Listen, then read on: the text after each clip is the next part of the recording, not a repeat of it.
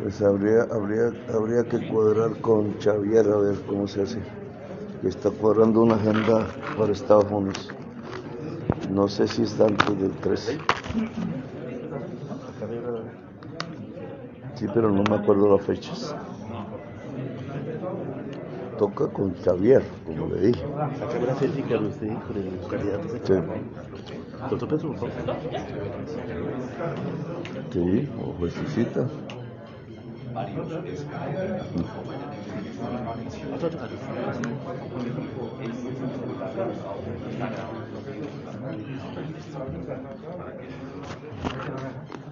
Bueno, vale.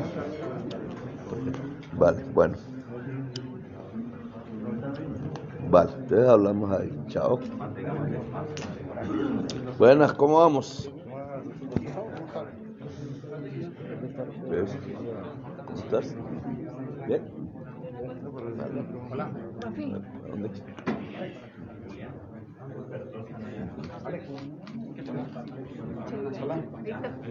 Gracias a ti. Suerte. Una llamadita a la esposa de Gustavo Herrera. Ustedes, compadre, ahora, porque si no, no.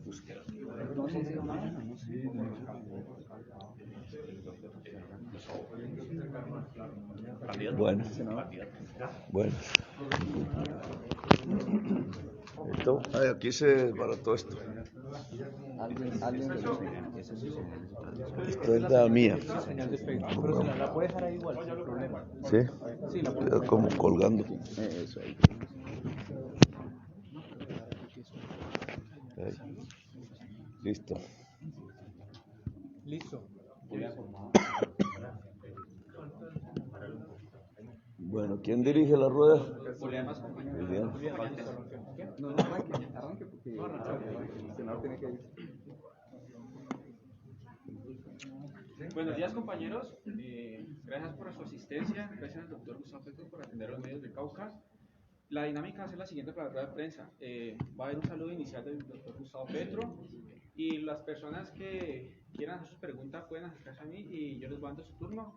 Hagan sus preguntas, yo anuncio al próximo y vamos siguiendo con cada una de las preguntas. Entonces, para dar orden y empezar de una vez, unas palabras de saludo del doctor Gustavo Petro, candidato a la presidencia. No es que tenga así mucha fuerza. Y lo más importante, tenemos 35 minutos. Entonces, de una comencemos con las preguntas que quieran hacer. Entonces, bueno, listo. José Dueñas. Listo, empezamos con el periodista José Dueñas. Candidato a la presidencia, Gustavo Petro.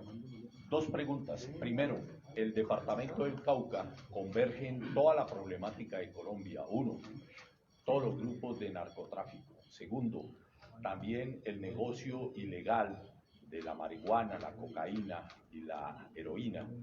Pero también la problemática del paramilitarismo, de la minería ilegal. ¿Cuáles son sus políticas concretamente en el departamento del Cauca para solucionar esta problemática que tiene al departamento relegado entre los dos últimos conjuntamente con Chocó? Pues mira, yo pienso que la violencia con resortes nacionales que está localizada en el Cauca logra profundizarse en el Cauca básicamente porque también existe un conflicto no resuelto en la sociedad caucana, que le he denominado como conflicto interétnico y que está muy relacionado con varios factores, entre otras la tierra, la ubicación geográfica de la actividad económica, el raquitismo de esa actividad económica e incluso la heredad de viejos y premodernos hechos como la esclavitud, el feudalismo, que aún dejaron su marca en la sociedad caucana. Conflicto interétnico entre indígenas y campesinos, entre afros y campesinos, entre afros e indígenas, tiene una causa que es el crecimiento poblacional en zonas de tierras poco fértiles en la montaña, por un acaparamiento de tierras fértiles en manos de muy pocas personas en el valle geográfico del río Cauca. Esa realidad caucana está haciendo explotar las violencias nacionales en el propio departamento. Y aquí hay pues un método de solución que es superar la escasez de la tierra. La superación de la escasez de la tierra tiene dos métodos posibles. Uno es la agroindustrialización de la producción. Que el mismo productor agrario sea copropietario de la industrialización de su producto. La industrialización es agregar valor al producto, transformándolo. Y eso es un crecimiento de riqueza que iría a la familia campesina, a la familia indígena, a la familia afro, sin necesidad de ampliar la extensión de tierras. Esto, por ejemplo, sería muy clave en producciones como el fique, en producciones como el cannabis, que puede ser una de las joyas agrarias de Colombia por el potencial de exportación que tiene. Incluso acabo de ver una fusión entre industria del café e industria del cannabis, que podría ser muy prometedora, se vende en los supermercados de los Estados Unidos, pero la capacidad, digamos, de agroindustrialización, tanto del café como del cannabis, como todos los demás productos, el fique, el aguacate y otros, es una forma de construcción de riqueza, aún en situaciones de escasez de tierra fértil, y nos ayudaría, por tanto, a superar los conflictos interétnicos. Por otra parte, indudablemente se supera es aumentando la tierra, y aumentar la tierra implica un cambio de tenencias. Hay una conversación pendiente con los poseedores de tierra del valle geográfico del río, en miras a ver si pudiera haber un acceso a esa posesión de tierras para comunidades campesinas, indígenas y afros, también en pos de agroindustrialización. Un tercer elemento que me parece fundamental es el litoral pacífico. El hecho de que Popayán no tenga una conexión física con el litoral, que es un absurdo desde el punto de vista económico, porque la olla, llamémosla así, todo el litoral del Océano Pacífico, tanto del lado asiático, del lado de Oceanía, del lado americano, es el corazón más rico del mundo. Es el corazón del capitalismo mundial. El único segmento pobre de ese litoral es el colombiano. Y lo es porque ahí están los negros y las negras.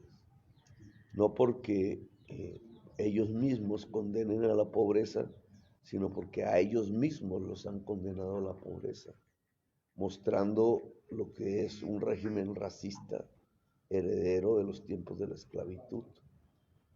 Y si bien ciudades como Pasto y Cali lograron conexiones físicas con el litoral, muy cuestionables hoy, pero la lograron, ni siquiera Popayán lo logró, lo que muestra ese atavismo esclavista en las élites que han dirigido tanto a Colombia como al Cauca. Y esos abandonos, digamos, ese abandono del litoral, pues hoy pasa factura en términos del crecimiento de actividades ilegales, porque es lo único que puede darle alguna rentabilidad a la población,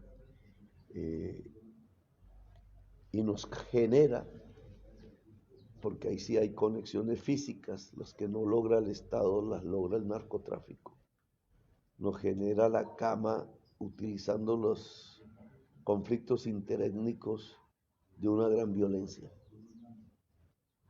Entonces, la industrialización del campo, la democratización de la tierra y la potenciación de la autonomía del litoral pacífico en manos de su propia población, y de un desarrollo visto desde la mirada de la población afro en el litoral, podría ayudarnos en mucho a superar la violencia regional, a lograr un camino que he denominado de pacto de convivencia interétnico en el Cauca colombiano, que podemos lograr en los primeros días.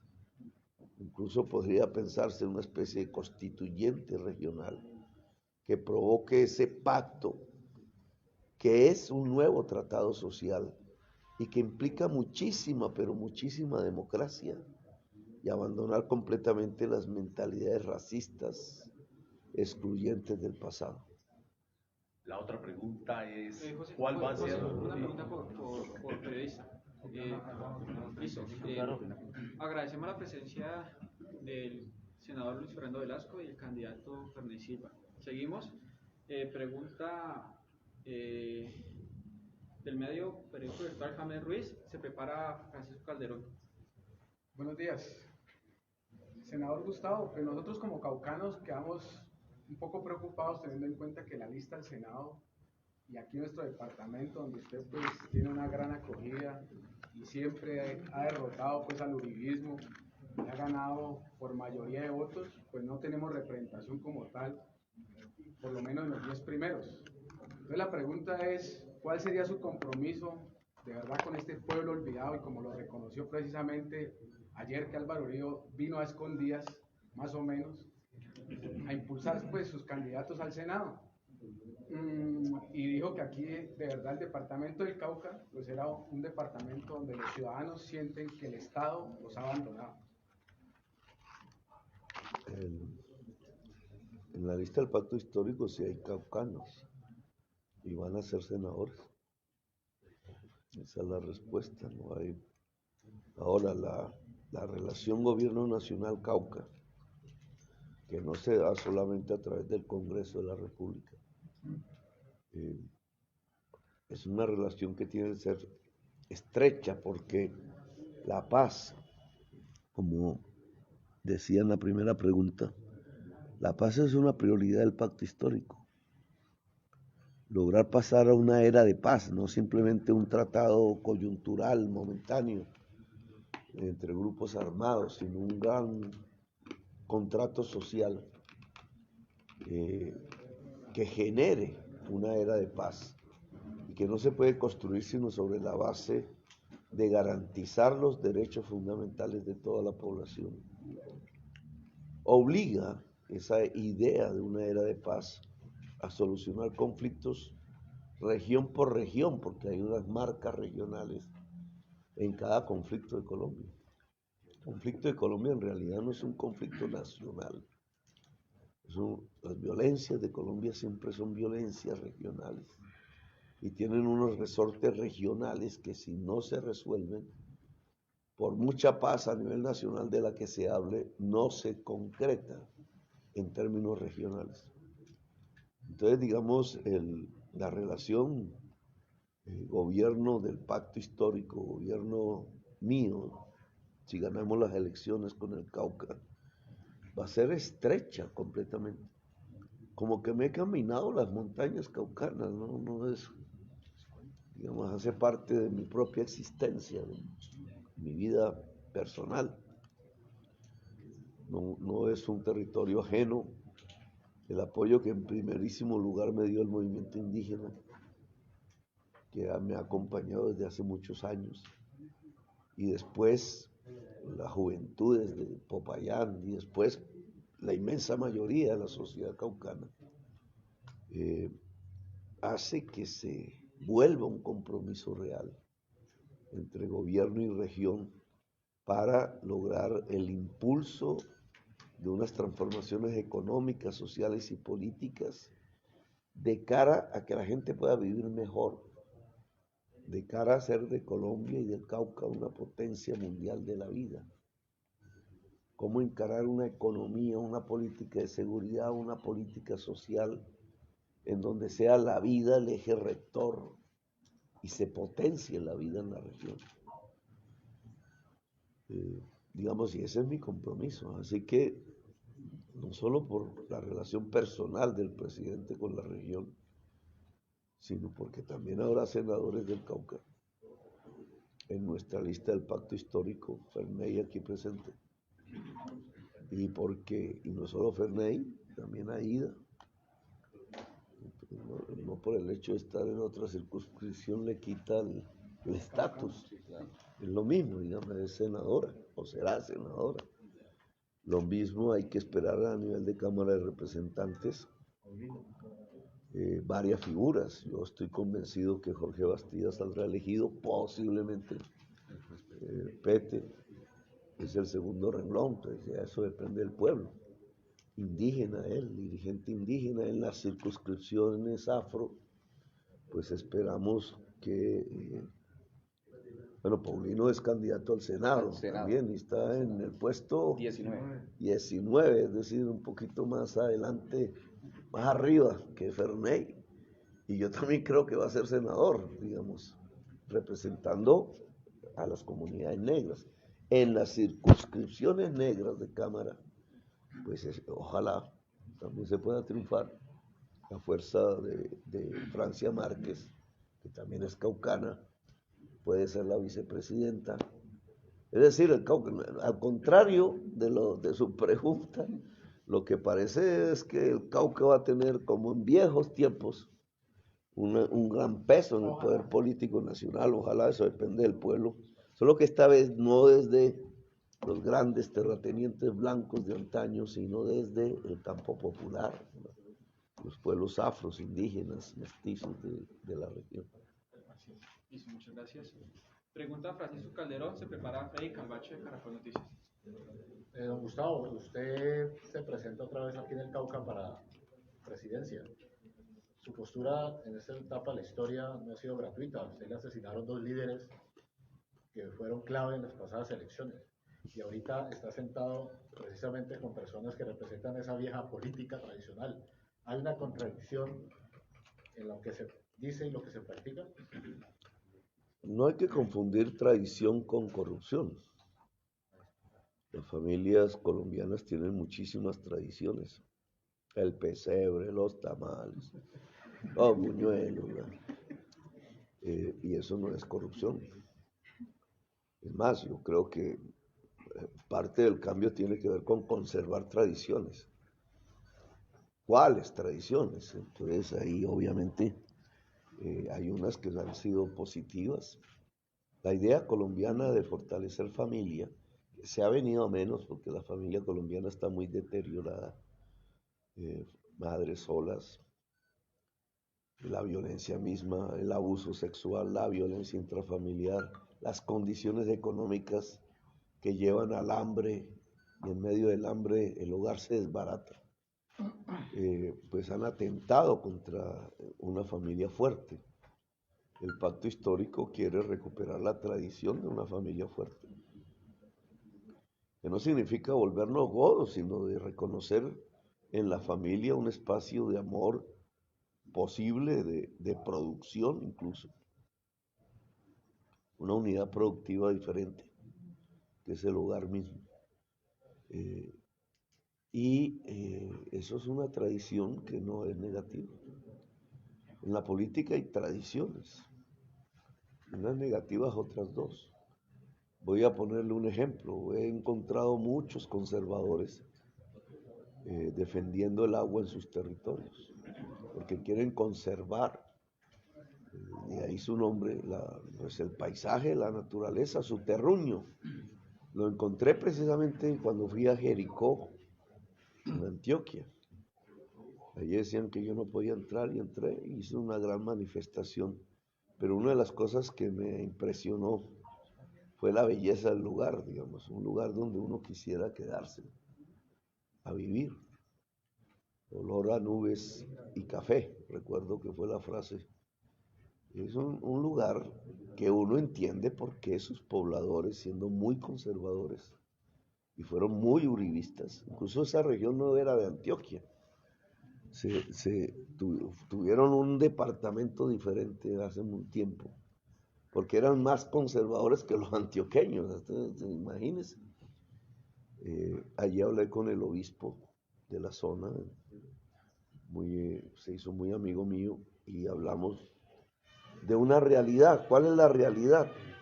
que ese territorio, la finca, las casas están hechas sobre una especie de montañas de cascajo. Y entonces decidieron los uribistas entregar el territorio a la minería.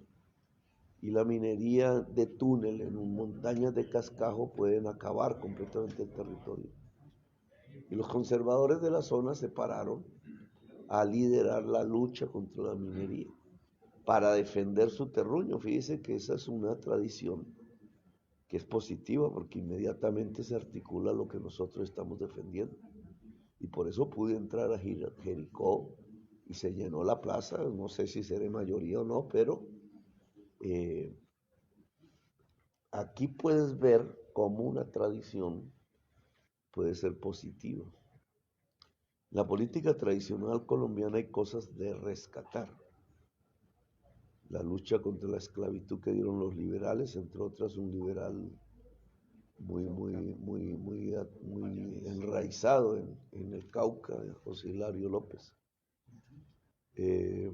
Las luchas ya después de la que yo llamo de la Revolución en Marcha en el siglo XX, que hicieron los liberales y que llevó al asesinato de Jorge Eliezer Gaitán, y que por no hacerla es que estamos aquí en este problema.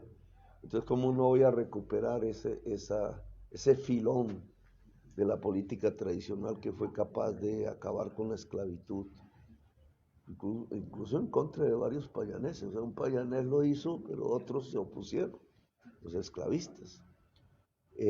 O la lucha que dieron los liberales por la Revolución en Marcha. Entonces, la pregunta no es la que usted ha hecho, si porque me alío con personas que están en la tradición política, sino cuál tradición. Es decir, la tradición de Gaitán, de López Pumarejo, de José Hilario López, bienvenidos porque coincidimos. Si es la tradición de Pablo Escobar y sus amigos políticos que lograron el poder en Colombia, pues obviamente que con esa no estamos. Listo, muchas gracias.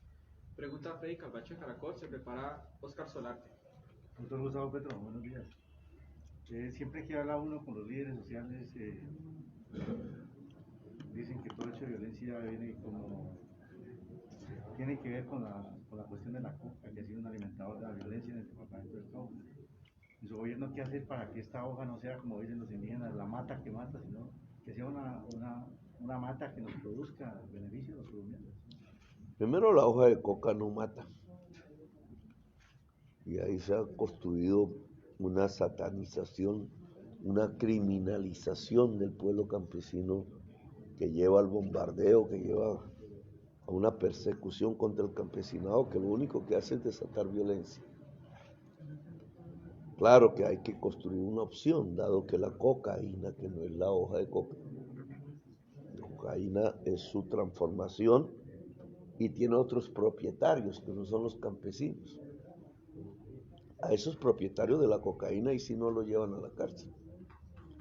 Solo de vez en vez ellos se abrazan con los senadores y con los ministros y han puesto presidente en Colombia. En una política de doble moral, al que se lleva a la cárcel es al campesino. Pero indudablemente al ser ilegal la cocaína, tenemos que buscar alternativas. Ya se había firmado un pacto con el movimiento campesino que este gobierno incumplió y que yo pienso volverlo realidad. Y también lo que aquí expliqué de industrialización en manos de los mismos productores agrarios sirve como modelo para una alternativa económica a la producción de hoja de coca, porque puede ser más rentable que la hoja de coca. Y si es más rentable, la reemplaza el campesino inmediatamente. La sustitución de tierras como una opción. La hoja de coca crece en zonas selváticas. Es una planta que es de la selva amazónica. Y solo en ese tipo de clima logra reproducirse con productividad alta. No, lo que usted no ve campos de hoja de coca en la sabana de Bogotá, ni en los alrededores de Cali, ni aquí en Popayán. Están en unas zonas específicas que perfectamente que no son de tierras fértiles propiamente y que si se le da opción a los campesinos de mayor fertilidad, podrían sustituir los cultivos. Entonces, digamos, el objetivo es con el campesinado mismo, con una alianza Estado-campesino, sustituir los cultivos de hoja de coca. Muchas gracias. Pregunta Oscar Solarte. Se prepara Clara López. Candidato, buenos días. Hace unos días se observó una escena que no se veía hace mucho tiempo en el Cauca, guerrilleros paseándose por la vía panamericana, y también ha generado zozobras. Estados Unidos ha recomendado hace un tiempo no viajar al departamento del Cauca justamente por actos de violencia. Vemos que se acerca la Semana Santa y el turismo está bastante golpeado. ¿Cómo recuperar la imagen de Popayán en el departamento del Cauca como ese departamento o esa región ideal para la visita, especialmente en época de Semana Santa? Con la paz, usted lo ha dicho, usted mismo ha respondido su pregunta, y es una paradoja, porque la industria hotelera apoyó a Uribe, es decir, apoyó la guerra si la guerra es lo que mata el turismo. O sea, se levantaron una piedra y se la dejaron caer en los propios pies. La manera de aumentar el turismo, que a mí me parece y lo he defendido públicamente, es el gran sustituto del petróleo, porque en el corto plazo podría darnos las divisas que va a dejar de darnos el petróleo y el carbón. Implica aumentar de 4 a 12 millones la entrada de turistas en el país. Y eso no se logra si antes no hay paz. Es decir, la paz es la principal política turística del país. Y no solo por Popayán, con su especificidad, digamos, la belleza natural, la cultura indígena, que es tanto la que quedó antes como la actual, podría ser admirable por mucha gente del mundo que viniera a eso, a verla. Hay muchos turismos, el turismo ambiental, etcétera, el termal, el de salud. Bueno, pero eso no va a crecer como nosotros queremos si no hay paz. Entonces, digamos, ¿cómo rescata su imagen Popayán, el Cauca y el país en general? Con la paz. Usted vio la película Encanto, que se puede convertir en una joyita para la búsqueda del turismo. Pero, digamos, el que ve esa película sabe que es un poco oculta porque la hace Hollywood. El inicio de la política es la violencia. Digamos, la historia de la película es la de la violencia. La familia Madrigal es desalojados por la violencia. Y esa es la historia de muchísimos aquí. No solamente de las personas que llenan las plazas, aquí mismo podríamos encontrar historias del desalojo violento. Entonces, claro, la película muestra esa doble ambigüedad, la hermosura que es obvia de Colombia, de su cultura, pero al mismo tiempo la violencia. Entonces, cualquiera que vea la película que no tenga nada que ver con Colombia dice, uy, yo quisiera ir allá a conocer, pero ahí están los caballos y el machete, el descuartizamiento de las personas, y eso lo va a frenar. Entonces, la respuesta es paz y más paz. Muchas gracias. Pregunta Clara López. Se prepara Gustavo Molina. Muy buenos días, candidato. Muy buenos días, senador. La pregunta va, también quiero que sea para Fernandino, como para ustedes, candidatos. ¿Qué estrategia concreta tienen ustedes frente a que la gente dejó de creer en la política y dejó de creer en sus candidatos? ¿Cuál es esa estrategia para que vuelvan a creer en las propuestas y en el tema de la política? La gente dejó de creer en unos candidatos. Si uno mira las encuestas, nota que hay una mayor participación hay una búsqueda política de la sociedad. Entonces es al revés, no hay un descreimiento de la política, hay una búsqueda de la sociedad por la política. Lo que pasa es que no es por los mismos. La búsqueda de la sociedad es hacia el cambio político. Y por eso se explica que yo esté aquí y ustedes estén aquí. Porque si no, ni estaría yo, ni estarían ustedes aquí. Se ha enfocado en la posibilidad de que Petro sea el cambio y la gente le ha apostado a eso. Y ahí vamos, digamos. Hay proyectos que han perecido, están a punto de hacerlo. El proyecto uribista que manejó este país durante todo este siglo está a punto de desaparecer. Ha caído, por lo menos, los niveles de popularidad, lo que se mide en las encuestas, pues están en el suelo. Entonces, ese fenómeno de descreimiento de lo que fue el proyecto uribista no significa descreimiento en la política, sino cambio. Hay un cambio en la intención política de la sociedad colombiana. Ahora, hay un grupo que sigue siendo abstencionista. Una parte de la sociedad, sobre todo popular, sobre todo femenina, sobre todo internacional, la gente que se ha ido, que son millones, y hace parte del censo, pero en su mayoría no vota, porque ya no es que descree la política, sino descree el país.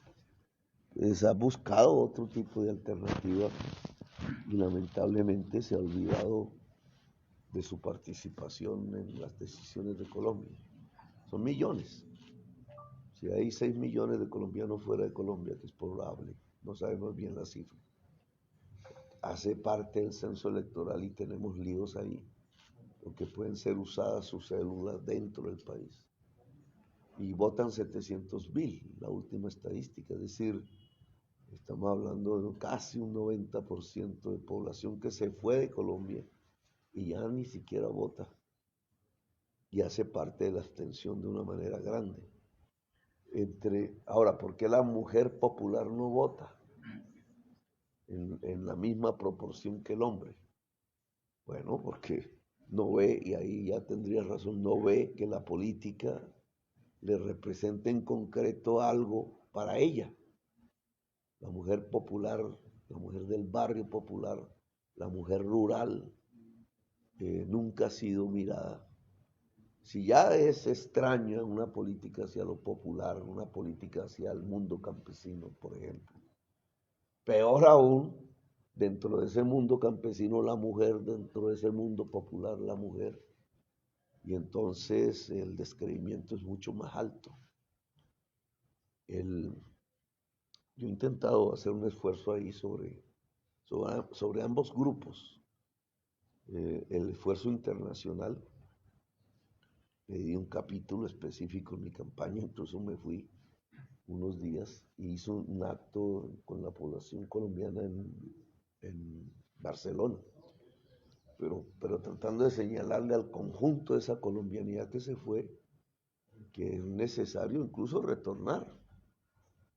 Los doctores que se han forjado allá, las doctoras, los necesitamos aquí.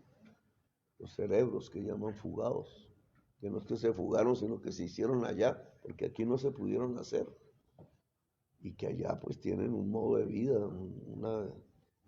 los necesitamos aquí, hay que crear unos planes de estímulos para eso.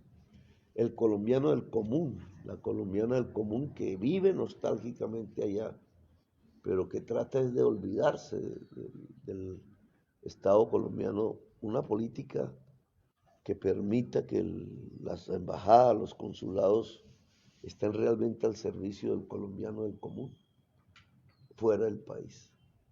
Y también he tenido una apreciación particular en el programa sobre la mujer en Colombia, la mujer en general y la mujer, porque la mujer es diversa, por eso no se puede poner en singular, las mujeres. No es lo mismo la mujer profesional que la mujer ama de casa, que la mujer se rebusca como puede, sola, ama, no es ama de casa, sino madre, cabeza de familia. No es lo mismo lo que piensa la joven que va a la universidad que la que está en la universidad, a la señora que no tiene ninguna opción de pensión. Esa diversidad implica una política específica, no general para el conjunto de la población, sino específica para la mujer, que es lo que llaman ahora con enfoque diferencial, le llaman los técnicos, pero que es clave porque la política colombiana ha abandonado la especificidad de una política hacia las mujeres en Colombia, y de ahí el descreimiento de la mujer de la política, que yo creo que tenemos que intentar llenarla de respuestas. Eso, muchas gracias. Por tema de agenda, el vuelo del candidato sale a las 11 de la mañana, faltan 5 minutos, entonces procedemos a la última pregunta. Pregunta Gustavo Molina. Senador, entre Valle y Nariño parece que hubiese un hoyo negro, ¿no? El departamento de Cauca figura en el mapa, solo parece que de adorno. Este departamento es bueno para los mexicanos, para el narcotráfico, para la guerrilla, es una estrella donde se pueden mover los grupos armados, pero no hay desarrollo para el Cauca. La dirigencia no pudo ni podrá, no, ¿por qué no podrá con la doble calzada, Popayán, Santander, Popayán, la vía del Estanquillo, Quindío, electrificación para la costa pacífica? ¿A quién le conviene que este departamento esté sumido en tanto desarrollo? A nadie, pero digamos, al Cauca le hicieron en su historia daño varios episodios de la historia misma. Yo creo que los españoles no se equivocaron al localizar a Popayán junto al río Cauca, que pensaron seguro en la salida hacia el mar Caribe desde aquí, muy cerca al océano, que ellos mismos encontraron. No lo conocían, los indígenas ya sabían de él, los españoles no, y encontraron en ese cruce de caminos un lugar que le llamaron Popayán. Y ahí fue pues una ciudad estelar en todo lo que fue la colonia y en nuestras primeras décadas de república. Ahora, ¿por qué no siguió? ¿Por qué? ¿Qué pasó? O sea, ¿por qué Cali cogió la delantera? Yo pienso que tiene que ver con la mentalidad política, más que con la ubicación geográfica. No hay mucha diferencia entre la ubicación de Cali y Popayán. Pero ¿por qué Cali despegó hasta hace poco? Porque ya Cali vive un proceso de decadencia. ¿Y por qué Popayán se quedó? En mi opinión hay un problema, la misma pregunta que uno diría entre Cartagena, que era la gran ciudad española, y Barranquilla. ¿Por qué Barranquilla se fue para adelante y Cartagena se quedó? Por un problema de mentalidad política. Es decir, demasiado feudalismo en la cabeza de las élites. El feudalismo, yo era apasionado diciendo que era feudalismo, en realidad es esclavismo. Lo que se produjo en la colonia no fue un régimen feudal. En algunas zonas se vio.